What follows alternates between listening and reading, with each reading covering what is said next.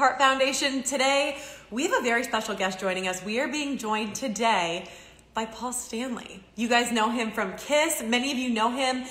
He was an incredible Phantom in Phantom of the Opera. He has an incredible group called Soul Station. He is truly one of the greatest rock stars ever, and I'm so excited that today I get to speak with him. As you guys know, it is February. It is American Heart Month, which means that we are doubling down on all of the awareness that we're spreading. For over 20 years, the Heart Foundation has been advocating for the education, early detection, and prevention of heart disease, which is the #1 cause of death for men and women in the United States. We are very proud to support innovative heart disease research taking place under the direction of world-renowned cardiologist Dr. PK Shah at Cedars-Sinai here in Southern California. And did you guys know that Cedars is one of the top 3 cardiology hospitals in the country? So we are incredibly proud to work with Cedars and to work with Dr. Shah. I am so excited today to speak with Paul Stanley. Can you guys tell? I can't wipe the smile off my face. I'm losing my mind. You guys know that I normally wear my hair slicked up in a bun for these conversations so that it's out of my way, but I was like, oh my gosh, I'm talking with a rock star today. I have to try to get on his level a little bit. As you guys know, today is Wear Red Day. That means that we are spending some extra time, putting a little extra attention and giving some extra love to heart health awareness for women. Heart disease is the #1 cause of death for women in the United States. There are a few different statistics going around that say it causes 1 in 4 deaths for women to 1 in 6. It's somewhere in there, but we can honestly say that it is responsible for more deaths than all types of cancer combined. And only about 56% of women are even aware that heart disease is a real threat for them.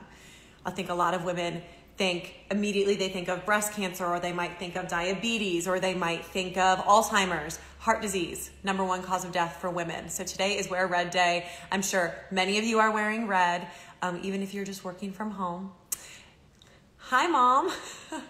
So you guys, while Paul is on here, please feel free to write in comments, to write in questions for him. And as you all know, as always during our live conversations, we have our fundraising button at the bottom, because we can only continue to do the work that we're doing with your support. So feel free to hit that fundraising button at the bottom. You can also tap the link in our bio to support us. Some great ways to support us. Obviously, donate through the site, donate through here. We also have our mantra shirts that we sell. It says, "You're never too young, it's never too late." You can purchase those through the link in our bio as well. We have t-shirts and racerback tanks and muscle tanks. And the reason that they have this mantra on them, "You're never too young, it's never too late," is because at the Heart Foundation, while we know that you're never too young or too old to be affected by heart disease, we believe that you're never too young and it's never too late to start living a more heart-healthy lifestyle. And that really is what it's all about. We are just trying to spread awareness. Hi, everyone. Trying to spread awareness, make people more aware of the importance of heart health. Paul has just jumped on. Let's add him in.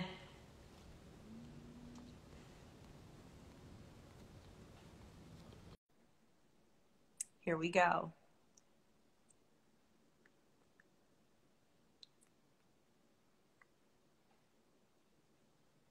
Paul, if it says that you got an invitation, you just have to click accept.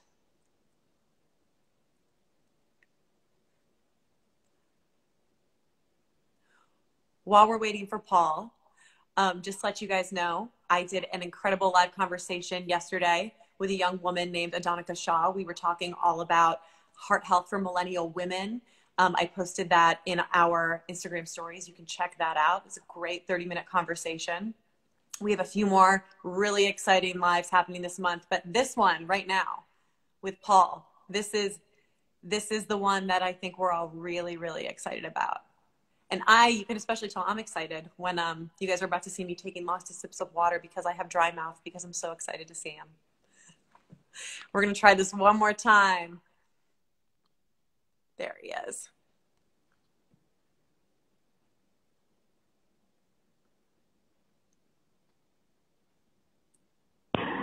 Paul. Hey. How you doing? Good. I'm such an idiot with this stuff. You know, I have to tell you that just before we went on, I spilled a cup of tea all over myself, and I had to run into the other room and change my shirt. First, I thought, okay, I'll do it with a wet shirt. And then I thought, no, you should change. You look perfect. I like this shirt. Looking good. That's always how it goes, though. It's like right before you're about to start something, there's always some type of disaster or something that happens. And I'm the clumsiest person in the world, so that's all too true for me. So, but no, it's all good. But thank you so much for joining me on here. I'm so happy that you are here to help us spread some awareness, some heart health awareness, and bring some attention to the incredible Dr. Shaw's work at Cedars-Sinai. I just to loosen everybody up for a minute. I'm wearing this shirt so that I can look like I'm prepared for this. I'm also wearing bicycle shorts because, so it's like business on top, party on the bottom. Yeah, that's the beauty of this, is that I can fool you with this, and meanwhile, I'm wearing, and they're wet. How about this, though?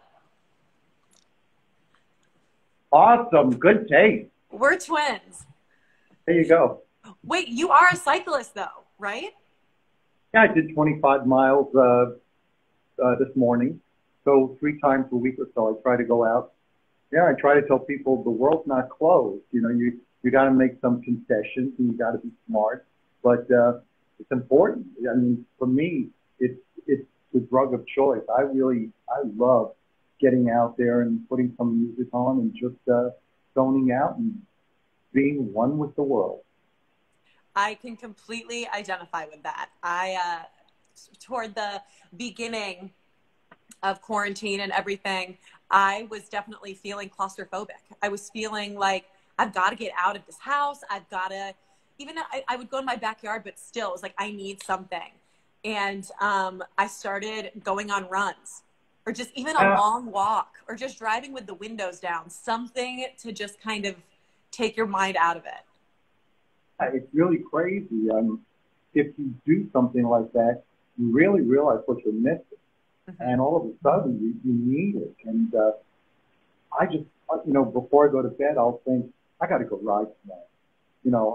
I've got to do it. And I just came back a little while ago, and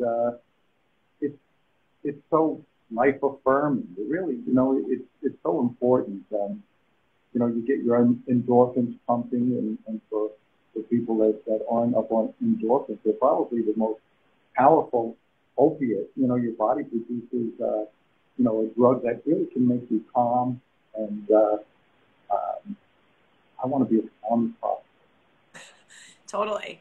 One of my, I was absolutely stalking you on Instagram, and I saw you posted something a couple months ago, and it was just a selfie of you with your bike gear on, and your caption was very simple, and it said something like, step away for a moment, it'll be there when you get back.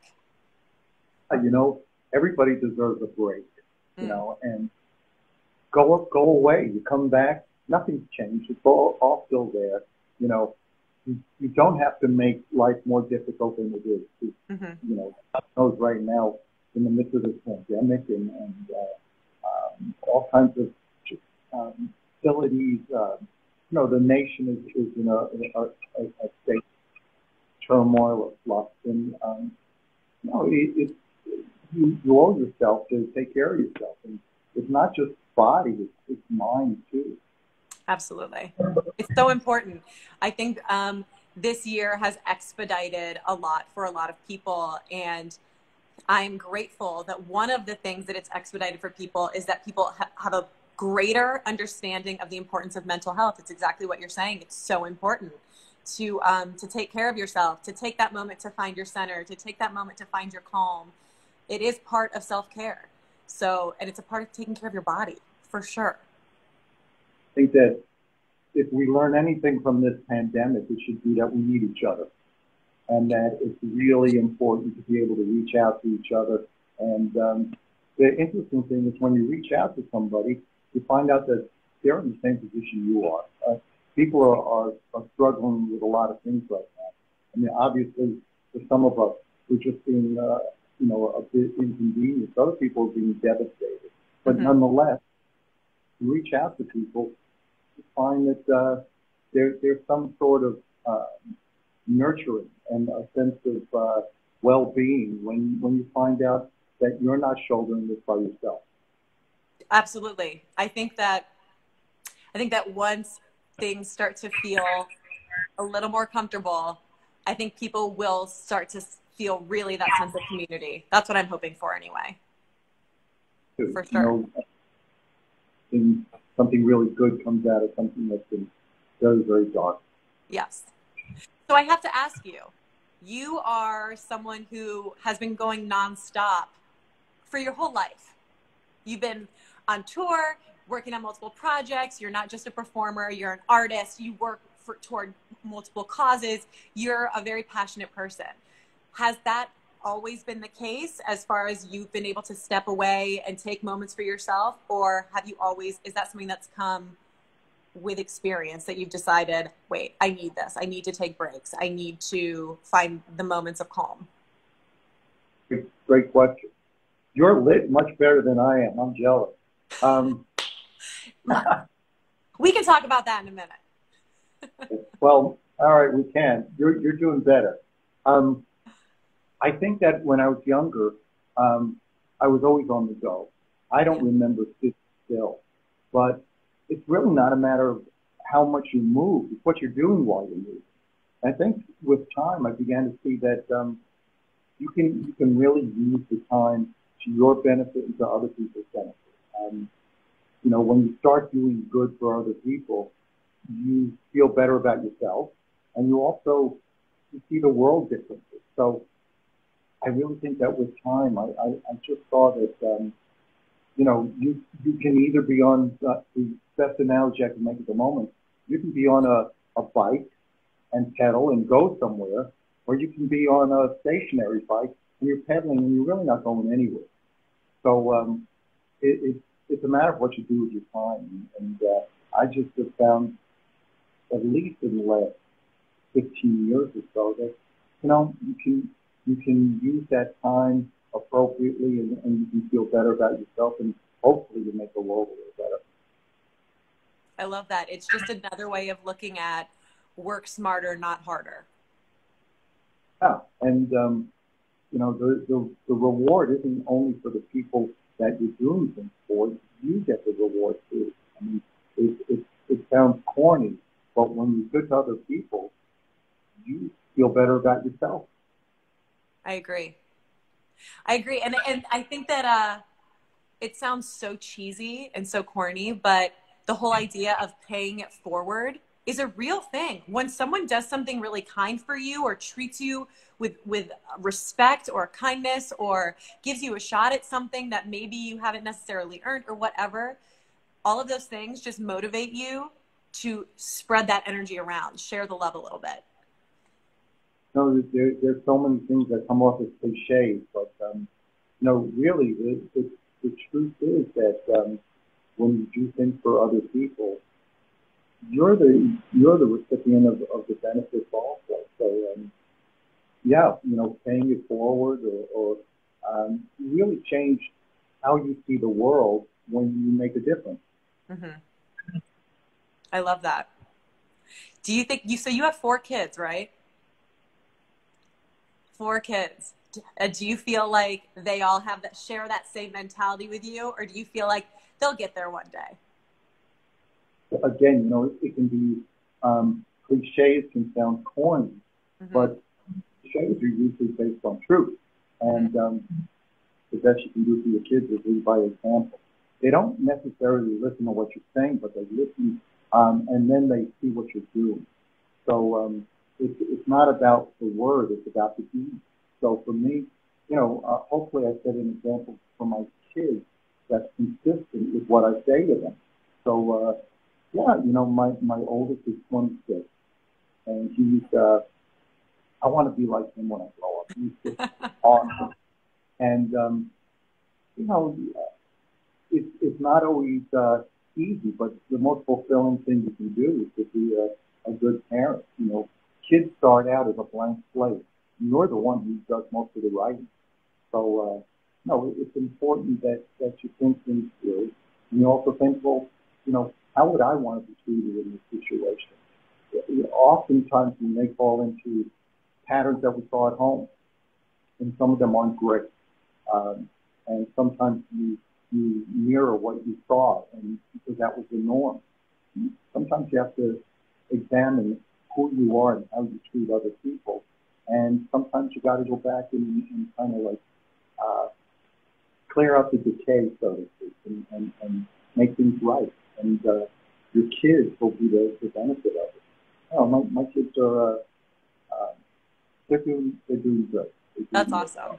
I just asked because I am a perfect example of somebody who just like did not want to hear what my parents had to say growing up at all. And then as I got older, it was, I have these very, very clear, vivid memories of being like, oh, they did know what they were talking about. And I just can't imagine what it must be like for my parent to be a rock star, like teaching me things or reprimanding me about things or trying to set me straight about things. I feel like I would just be like, what? Dad? But it sounds like, I think leading by example is, you said it perfectly. You said it's not your word, it's your action. We're so on. I mean, it's weird because I think we all have a tendency when people come to us, not just our kids, you go, well, if I were you, I would. And it's like, wait a minute, you're not me. Exactly. You haven't walked a moment in my shoes. So if you were me, well, you're not. So better, the best way to help somebody is to point things out to them or help them to make a choice. But what you would do is irrelevant. And so, I tend to want to talk to people, and a lot of people come to me and want to tell me what's going on. And, maybe they do that because I don't have the answers. They do. Touche. I'll take it. So wait, I feel like we have to go back to this. You made a comment about my lighting, but we have to talk about your lighting. Oh, it's not very successful, I'll tell you. I'm looking. You look perfect. Pasty, and you're rosy. So, but I'm one of those people who wants to try everything, and I want to experiment and gee, maybe I can do that, maybe I can do this, and I don't know anything about boundaries. In other words, I find out what the limit is by seeing what the limit is. And a month ago, I was thinking I needed light, because everybody was doing Zoom and FaceTime and all of this. And I saw some really expensive lights, and then I thought, well, maybe I can make one. So I went online, and I wound up buying, I think these are about 18-inch high plates, and there's LED lights in them. And you have to show us. I mean, I told you, we're about to see Paul blow up on Pinterest. You're going to have a show on HGTV. It's so brilliant. It's crazy, but people who know me well, they know I'm a little out there. I like that you just said that you don't know a limit until you hit the limit. Go ahead. Go ahead. No. Well, I was just going to say, because one of the things that I truly admire about you is that you have this wide array of talents that honestly most people would probably be way too afraid to try. And specifically, what I'm really heading toward is, can we talk about you as Phantom? Okay. Was that something that felt strange to you? Was that something that you were, because I mean, you went from, it's a totally different type. I mean, you can tell me if you think I'm wrong, but I feel like it's a totally different type of atmosphere Or maybe not, because in Kiss, you're like, you were in full makeup, everything. So it felt like costume to costume, maybe. But I feel Not like at a all. rock opera is just so different than So, heavy metal. what I do in the band is I'm engaging you, I'm engaging the audience, and constantly um, having a answer and response, or trying to bring people in. But in acting in theater, you Mm-hmm. ignore the audience. That is a completely different set of parameters, because people have to buy into the truth of what you're doing, because they're only viewing it. You're not engaging them. So, but that being said, I think that everybody is much more talented than they know. It's just that they're afraid to find out. What's the worst that can happen? Is to fail. But I think people in general would be really surprised at how much they can actually do. Um, the people who tell you what's impossible, they're really fail. I'm here to tell you something. Oh, wait, hold on one second, Paul. I couldn't hear you at all. Is your phone Oh, resting on something? No? no. Hear me Can you? now? Yeah, that's better. I'm sorry. Okay. I was just saying, where was I? Where You said, I heard there are people who will tell you that you can't do something. Right. And the people who tell you what's impossible invariably are the people who fail. I'm here to tell you you can do it. You can. What do you have to lose? Why live and go, I should have, and maybe I could have? Find out. So I've, at different times in my life, had these epiphanies or whatever. When I was a kid and I was watching Ed Sullivan, I saw the Beatles. I was a chubby little kid with a deaf. I was deaf on my right side, and I had a deformed ear. And I watched the Beatles, and I couldn't play an instrument, but I watched them, and I went, I can do that. What do you mean you can do that? Well, I knew that I couldn't see them, but I could touch. There's a nerve that they're touching, something I can do, and here I am. So. The only thing sometimes that stands between you and success is hard work.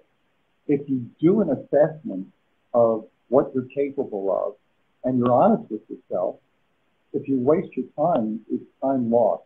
But if you're honest with yourself and you know what you're good at, well, then there's no reason you can't succeed. It's just how hard you're willing to work.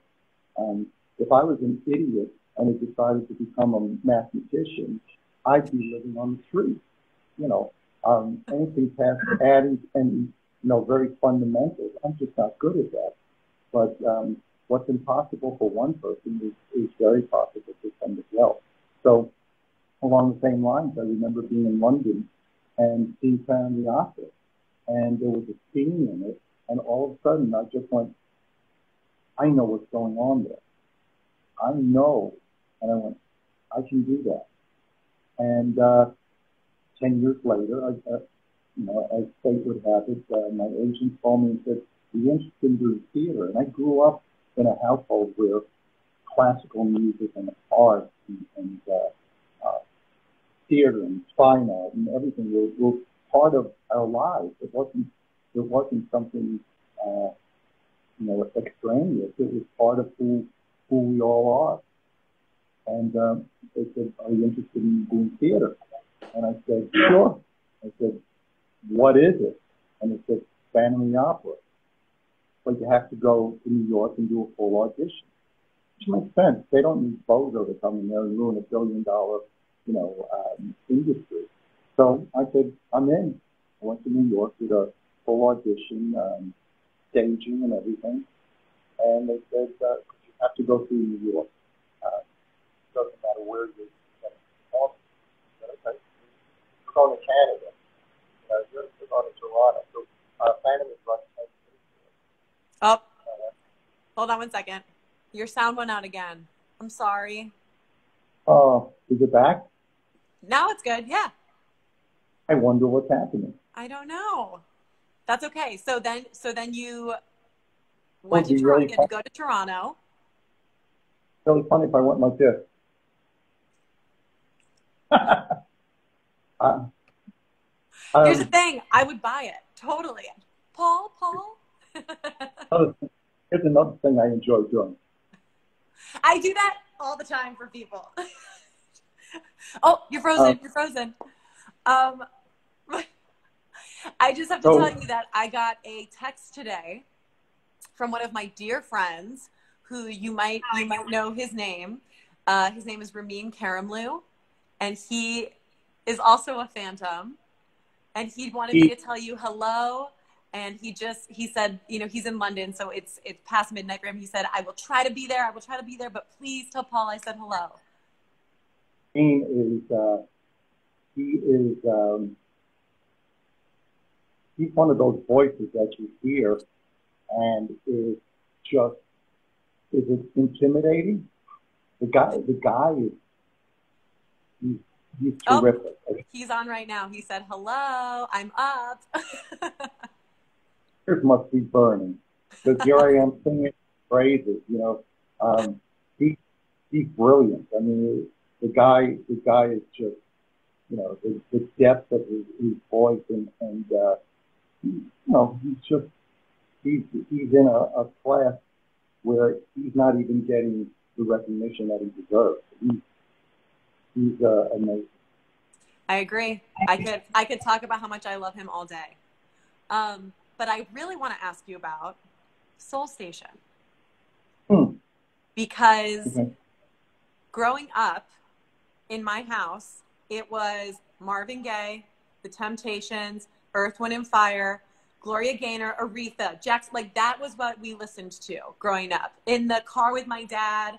Like that was the music of my childhood. And I used to be a musical theater kid, and all of my auditions were always Aretha Franklin.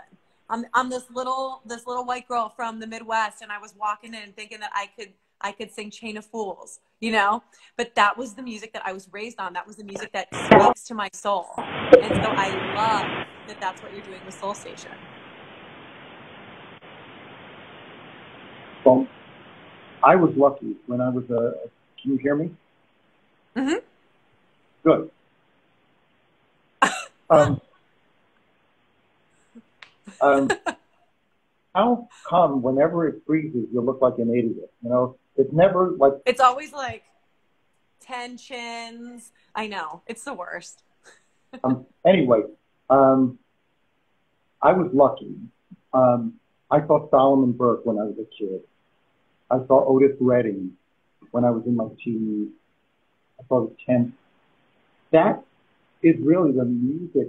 What is one of the music of my youth? I mean, I grew up listening to Beethoven, listening to Lerner and Lowe and Rodgers and Hammerstein, and listening to Eddie Cochran and Elvis Presley and Dion and the Belmont, and on and on and on. Etta James.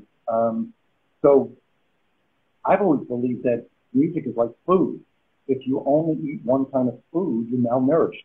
And if you only listen to one kind of music, you're missing out on the vitamins. You're missing out on what can make you a much deeper and better, more well-rounded performer. So even in kids, there's elements that sometimes people don't hear that I know where they're coming from. There's elements in there's a shout it out loud on Destroyer. That's the four tops. It's a lead vocal and an answering vocal. And that's the four tops. There's another song. I go, well, that's Spinner. He didn't do it like that. But that's like a good recipe. Good recipe has all kinds of flavors, and it's the hidden ones, the subtle ones that make it different. So, uh, so I grew up with that. Motown and Philly Soul and Jack Bolt. And also important. So about 5 years ago, I was just thinking, all this music that I love is. Oh,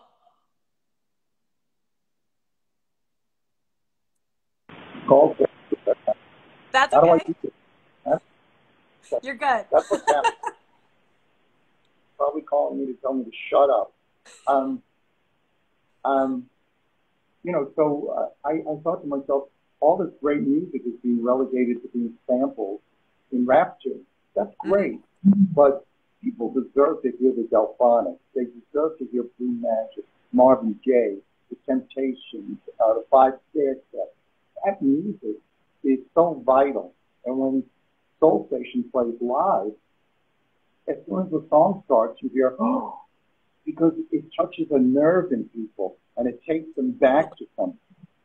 Absolutely. When I saw Ooh Child come out, when I saw like you released it and I started listening to it, it was like, I'm telling you, it felt like my lungs expanded for the first time in years or something. It was this weird, like, oh my God.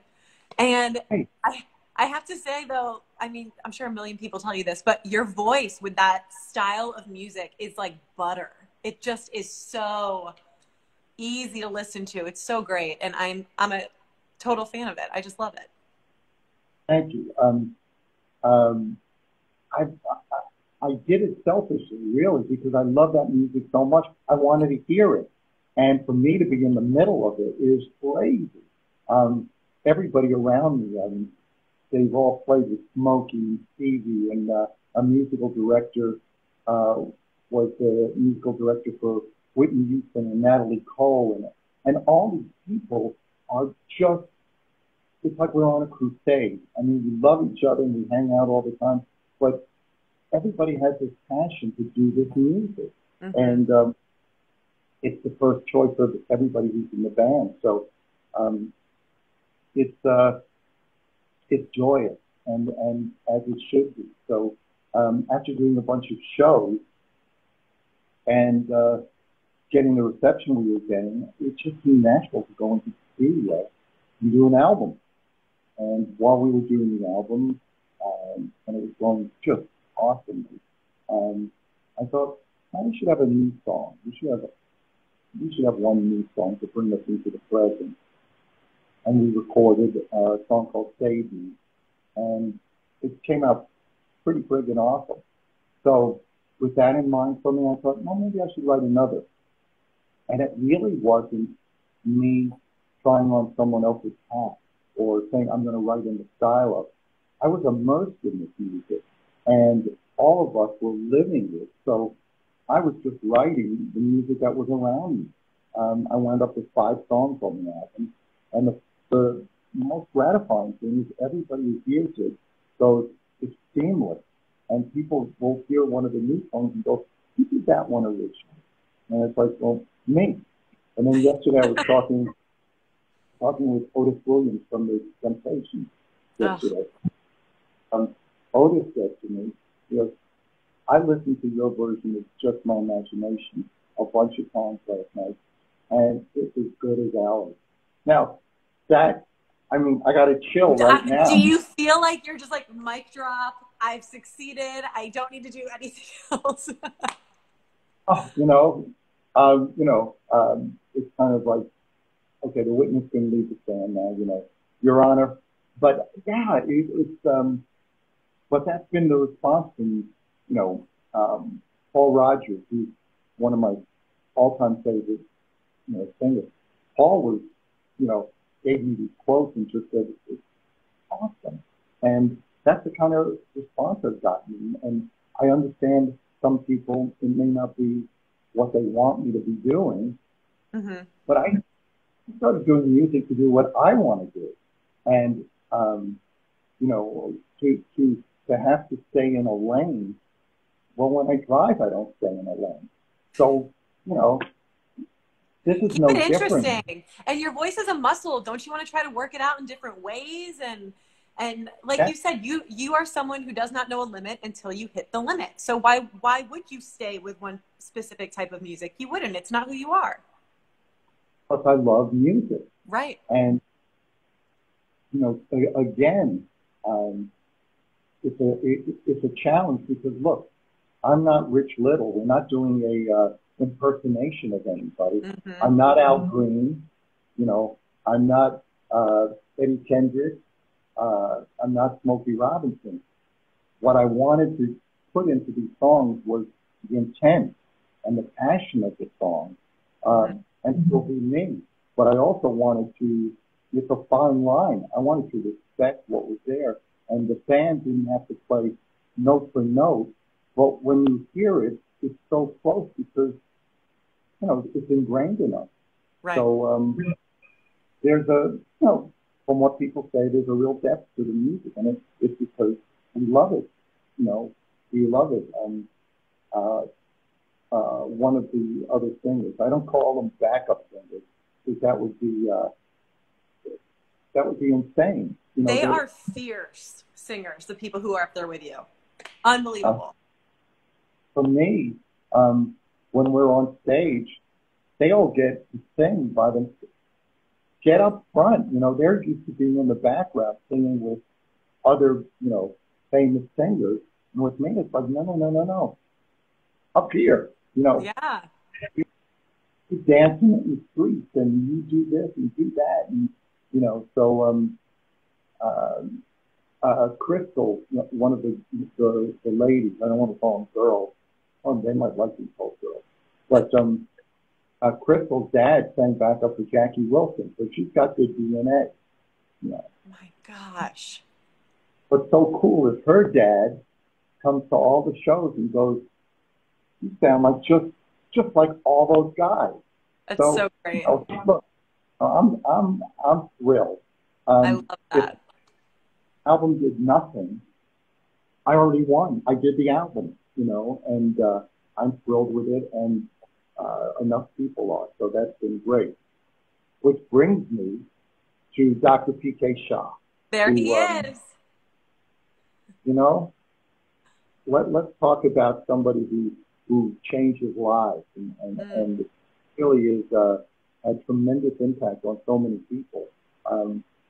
When I was in my teens, every once in a while, my heart would just speed up, like insanely fast. And for whatever reason, I decided that I wasn't going to tell anybody. And over time, it stopped. And then about 15 years ago, it started up again. And at that point, I remember being in the backyard, and I said to my wife, now my heart's set up, you know. And she came over and put her hand on my chest and freaked out, you know, because it was doing 200 beats a minute. And I wasn't doing anything. I was sitting down. You were sitting, right? Yeah, no, I wasn't exerting myself. And as it turns out, sometimes SVT, which is a supraventricular tachycardia, has a way of disappearing and then coming back later in life. So, well, the fire department wound up at my house, and they knew what it was about. And I got a shot of a drug called adenosine, which is something you don't want to get shot up unless you have to, because it stops your heart to re-trigger it. So I remember saying to the guys, well, it's great you're going to stop my heart, but what's the guarantee it's going to start up? It's going to start up, yeah.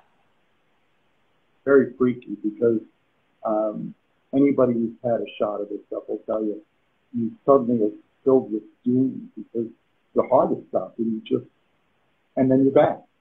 So, and then I was reading in this time in Newsweek about this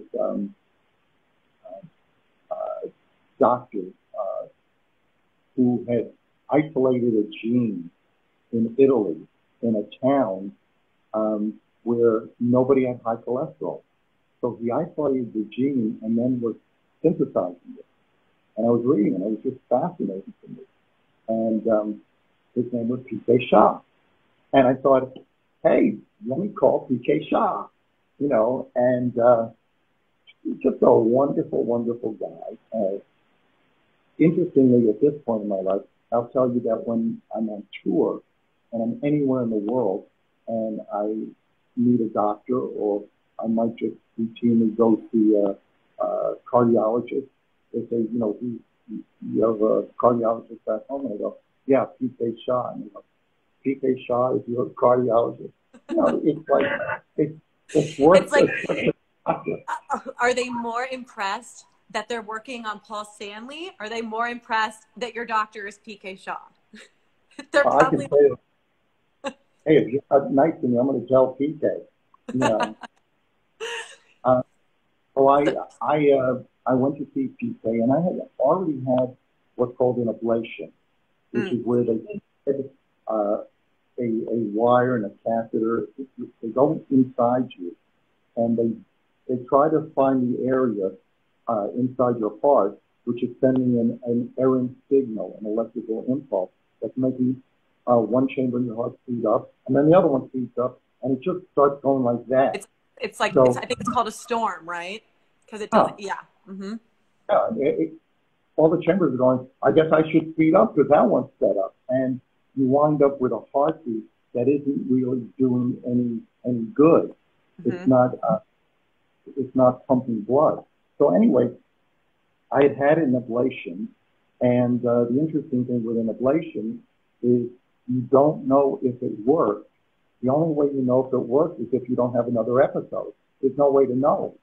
So sure enough, I don't know, must have been about 8 months later, I'm about to go on stage, and all of a sudden I say to my manager, feel my heart. And my heart's going like that. So I couldn't do the show, and that's when, that was when I first got in touch with Dr. Shah. And PK really said to me, you know, there are lots of great people doing ablation, and then there's Mozart. And he had somebody in mind, and I had an ablation, and Mozart did his work, and Mozart did his work. here I am. So I love that story. For many. For the people who are watching, who obviously know who Paul is and don't know who I am, my name is Hannah. I'm with the Heart Foundation. The Heart Foundation advocates for the education, early detection, and prevention of heart disease, which is the #1 cause of death for men and women in the United States. And you guys have heard Paul talking about the wonderful Dr. PK Shaw. We are very proud to support incredible research taking place at Cedars-Sinai under the direction of Dr. Shaw. So I'm so grateful that, Paul, you have jumped on here with us today to spread awareness of heart disease, spread awareness of Dr. Shaw's incredible work, tell your story, and give everybody here a peek into first of all, a peek into that I have the best job in the world because I get to talk to people like you. It's so fun. But just a peek into your life and who you are as a person and who you are off stage. It's pretty great.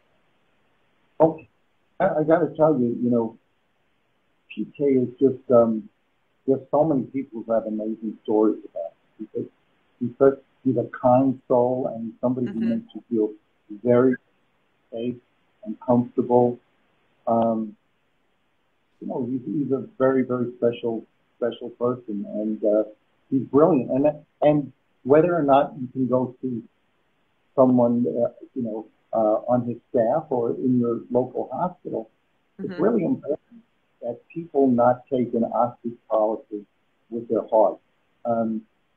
Better to find something out and have it taken care of than play dodgeball, because when you're laying on the ground, it's not the time to find out you've got a problem. And so many heart issues can be addressed, whether it's through statin drugs or through other medication or through surgery if necessary.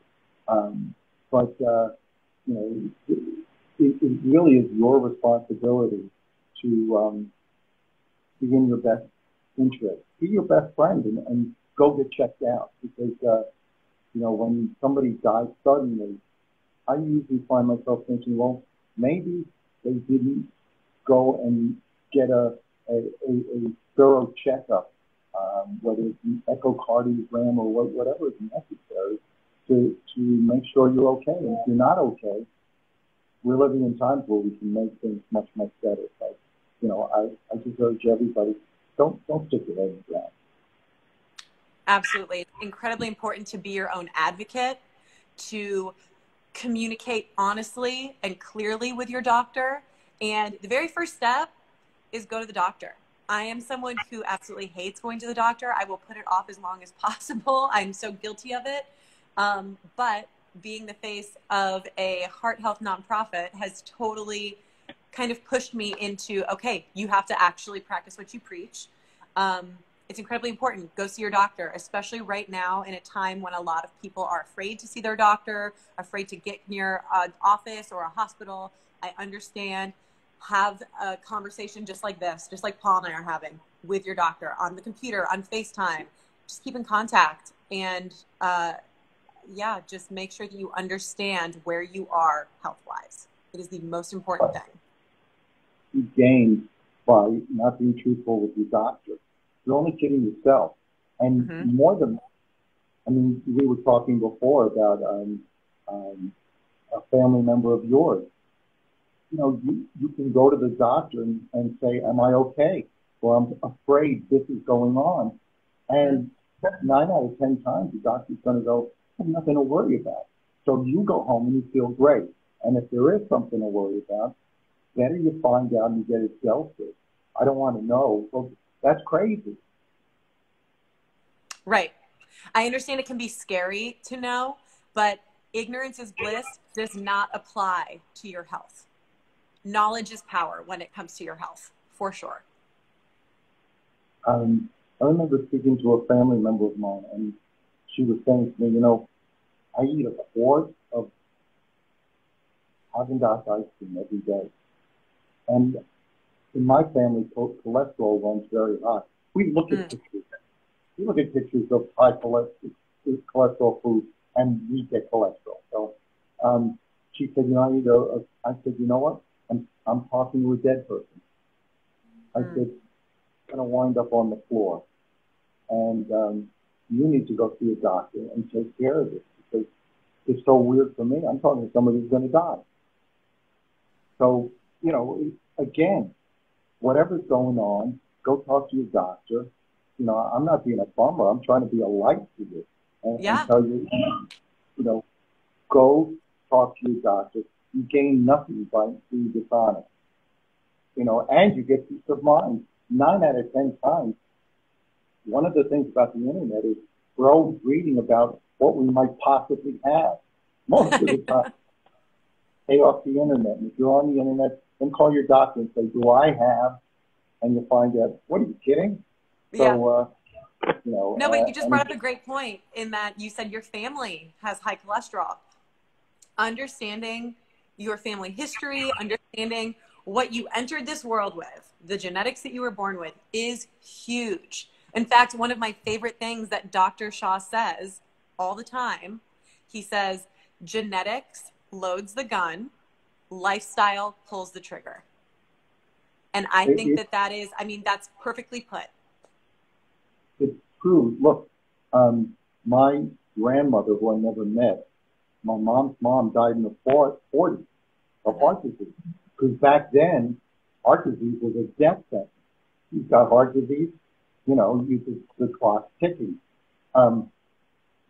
And diet used to be, when I was in school, you're supposed to eat eggs and cheese and whole milk every day. We know that that's not what you should be doing now. And my mom had double bypass, I think, in her 70s, I think. And look, she made it to, I think, about 89. My dad is 100, going on 101.